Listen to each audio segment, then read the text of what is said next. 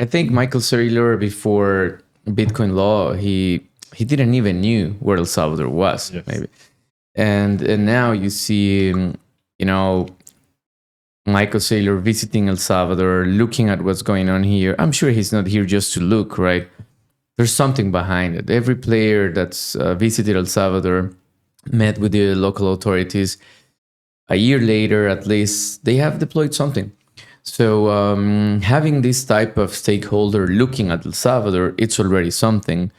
But there's enough proof that they are not only looking, right? They want part of it. They want to be part of the builders on top of the vision of being a Bitcoin country. And I think that's very powerful in terms of who wants to be here, right? I can tell you some other players that have been around, maybe reserving the names, but the public ones, right? You know, there's Bitfinex here. We have Binance registered here in El Salvador as well.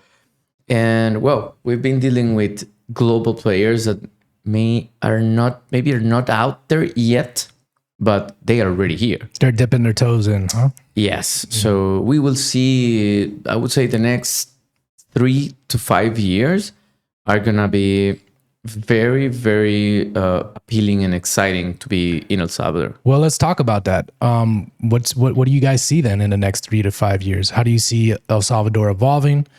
And then you guys are both from here, right? This is your country. Yeah. Yeah. Born and raised. So, and also, how do you like what's happening? You know, are you guys, obviously you're for it, but just in general, you know, what's the sentiment around that? For the next 3-5 years, we're involved in different regulation drafting and things for what is coming. So it's super excited. Okay, very happy, very optimistic. I have always chased since many years ago venture capital building here, regulations around it, basically set up the right conditions for the traditional money in this country to understand how they can make more of their funds invest in startups or corporate venture capital, etc. So to me, it's not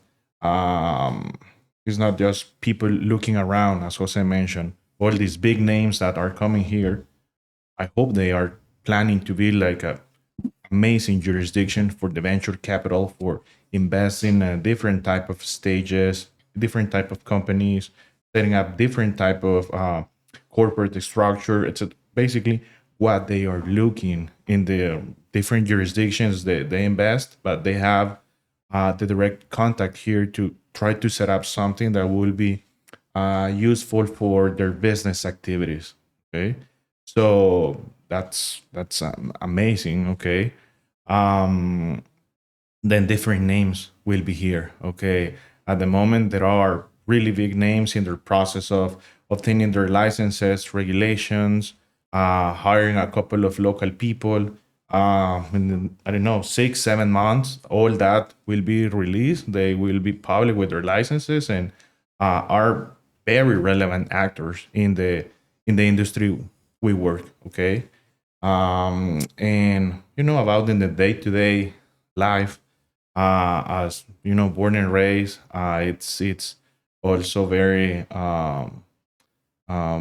you had a high relief of being super safe, super secure, that you can do different type of activities that previously wasn't possible. You need to basically visit other countries or take vacation in other places in order to have this type of experiences. Okay, yeah, not everything comes free. Yeah, Salvador is a country that is 20-30% expensive that a couple of years ago, but you need to balance it.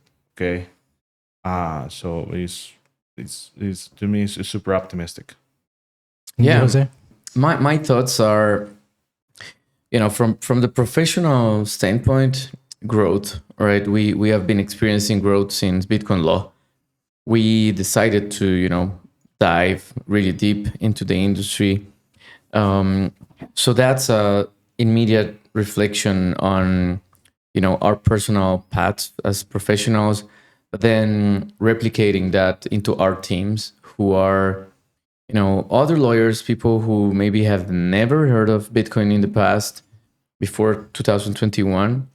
And now they are, a team of very knowledgeable people who already understand Bitcoin, right? They tell us now, hey, why don't you pay me in Bitcoin this time? So for us, that's like, kind of spreading the message, right? But at the same time, personally, around how life is becoming different than it was. El Salvador now is, just the way how people look at you in other countries, right? 10 years ago, saying you were from El Salvador was some kind of stereotype. It wasn't good. Now, saying that you live in El Salvador is like, hey, dude, I want to be there as well. And for us, that has become, I think we're very lucky to be in this position, right? And we are taking it seriously as well, right? A very responsible way to